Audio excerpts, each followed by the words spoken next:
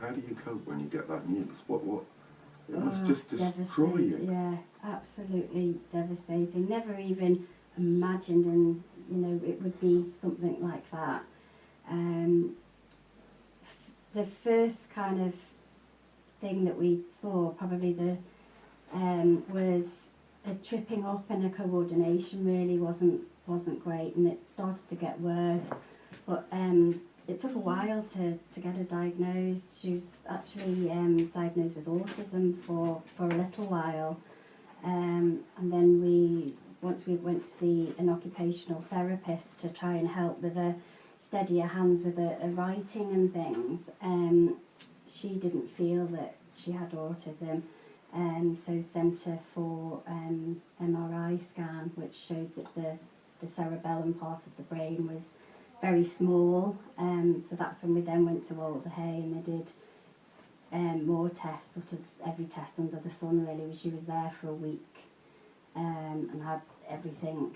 And then it was probably about 6 months later they came back with juvenile Sandhoff disease, which we'd never heard of.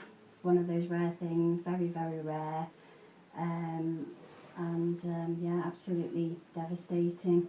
Did you know straight away did they tell you what the outcome was going to be? Yeah, they did, and they gave us a leaflet to read about it, but did say, life limiting, and the earlier the diagnosis, the sooner the child would pass away. So we were sort of thinking 15, but obviously she didn't make it to 15.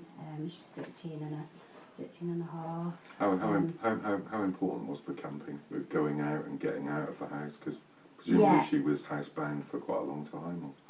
No, not at all.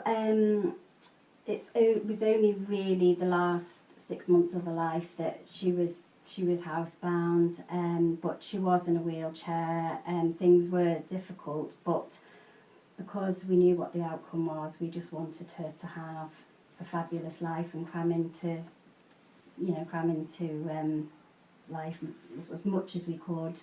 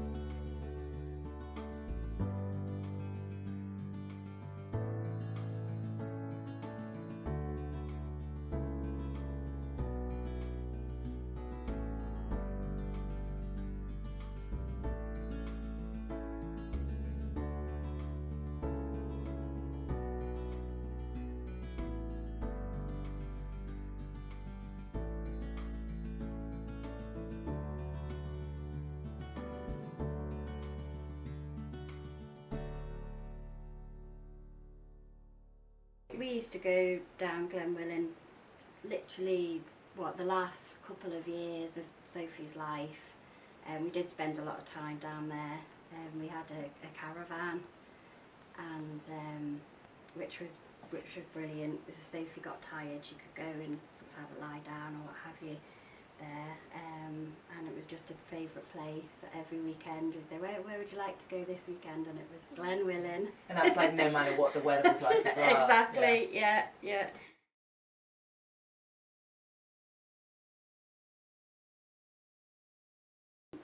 The family kind of came up with an idea that if we built a lodge which would have a wet room in there, and a hoist and a profiling sort of hospital bed, then the basics would be in there for children, adults to to be able to sort of enjoy a camping experience. So how did you think you'd sleep in one of those then? I think probably for the size that we're thinking of, at least a family of 4, yeah, maybe 5.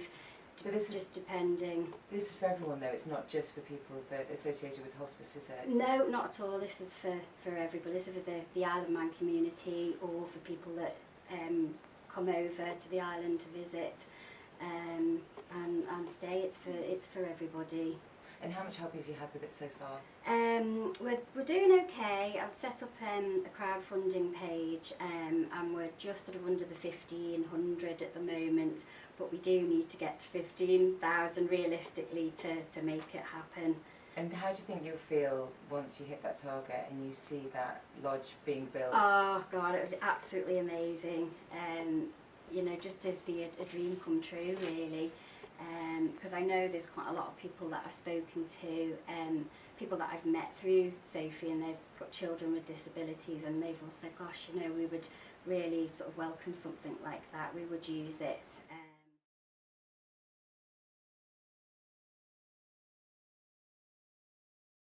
It'd be lovely to have it in Sophie's memory, which would be fantastic, but that's not really sort of what it's all about. It's about giving something back to the community, because like I say, everybody has been fantastic. I've made so many friends with children with disabilities and things, and it's been like it was a new little life, I think, really, for us, because you know, we didn't really know anyone with disabilities before Sophie, and I think, you know, once you're in that world, you meet more and more people, and I know it is a struggle. Every day is a struggle, and I just think the pod would be nice, somewhere nice to go and chill out and have a bit of fun, quality time.